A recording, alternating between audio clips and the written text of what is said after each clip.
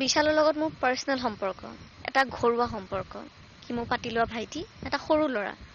আৰু সম্পৰ্কটো 3.5-4 বছৰ। আৰু মই তাক প্ৰথমতে চিনাকি হৈছিলোঁ এজন খুব ভাল কণ্ঠশিল্পী হিচাপে। খুব ধুনীয়া গান গায়, মই তেওঁৰ গান কৰিছিলোঁ। আৰু তেওঁক মই সদায় সেইটো দিশতে সদায় ছাপোৰ্ট কৰিছিলোঁ। সি ট্ৰেডিং কৰে বুলি মই ডেফিনেটলি গম পাওঁ, সেইটো তাৰ বিজনেছ হয়। সি তাৰ বিজনেছত মই সোমাবলৈ মোৰ নিজৰ এটা লাইন আছে, মোৰ নিজৰ এটা ব্যস্ত এটা স্কেডিউল আছে, য'ত মই সদায় কাম কৰি থাকিব লগা হয়, মই ওলাই যাব লগা হয়।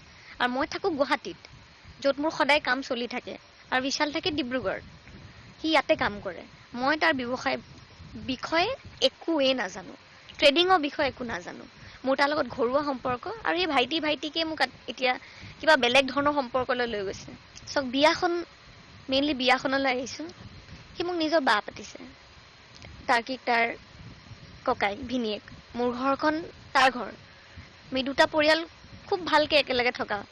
আৰু তাৰ ইচ্ছা আছিলে, তাৰ মন আছিলে কৰিবলৈ, আৰু সি কৰিলে। সি ইমানো সৰু নহয় যে তাক মই ধমকি দি, তাক প্ৰলোভন দি, বা তাক মই দম দি পেলাই। আৰু সেইটো মই মানুহৰ কাৰণে কাম কৰোঁ, হয়নে? I am an entertainer. মই মানুহৰ কাৰণে কাম কৰোঁ। মানুহৰ পৰা গালি খোৱা কাম কিয় কৰিম? মানুহে মোক বেয়া পোৱা কাম কিয় কৰিম? আৰু জড়িত বিষয়। এনেকুৱা নহয় যে সি অকল মোৰ কাৰণে কৰে। তাৰ এটা ডাঙৰ পৰিয়াল আছে, সি এটা জইণ্ট ফেমিলিত থাকে। এটা ডাঙৰ পৰিয়াল সি সকলো ব্যক্তিৰ কাৰণে কৰে। হোৱাহেঁতেন, সি যদি প্ৰবঞ্চক হোৱাহেঁতেনে, সি নিজে পুলিচৰ আগত নাযায়, চাৰেণ্ডাৰ নকৰে। সি যেতিয়া গম পায় তাক এৰেষ্ট কৰিবলৈ আহিছে, সি ঘৰত বহি নাথাকে। যেনেকে দীপাংকৰ নাথাকিলে, গুচি গ'ল। সেইটোতো কিমান হাজাৰ কোটি চাগে, সেইটো বেলেগ ধৰণৰ এটা বস্তু, নহয় হয়নে?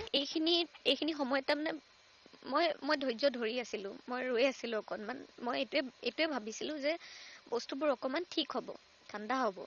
তাৰপিছত মই নিজে লাহেকৈ আহি পেলাই কথাখিনি ক'ম। মোকো অকণমান সময় লাগে। যেতিয়া বেক টু বেক কিবা বস্তুবোৰ হৈ গৈছে, আৰু মিডিয়া ইমান প্ৰেছাৰ দিছে, এনেকুৱা লাগিছে যে মই কাৰোবাক মাৰ্ডাৰ কৰিলোঁ, কাৰোবাক যেন মাৰ্ডাৰ কৰি পেলাই পলাই আছোঁ, লুকাই আছোঁ। একো মানে পটককৈ ওলাই আহিবলৈ, কেনেকৈ ওলাই আহিম, কোন যাব লগত, কোনো নাই। মোৰ অসুখীয়াল মা দেউতাক মাতিম নে কাক মাতিম, মই একো গম পোৱা নাই।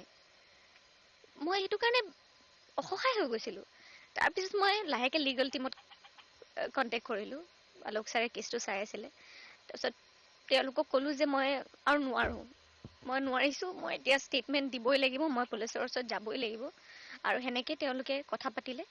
আৰু DGP ছাৰৰ লগতো কথা হ'ল। আৰু তেওঁলোকে ক'লে যে তোমালোকে আহা, আৰু আমি সোধ-পোছ কৰিম। যিখিনি আছে সেইখিনি হ'ব। এতিয়া মোৰ বিশেষ ইমান ভয় নাই। এতিয়া যি আছে সেইখিনি সঁচা আছে। এতিয়া যি আছে পুলিচৰ ওচৰত আছে, সেইখিনি সঁচা আছে। বা মই যি ক'ম, মই জানো সেইখিনি সঁচা।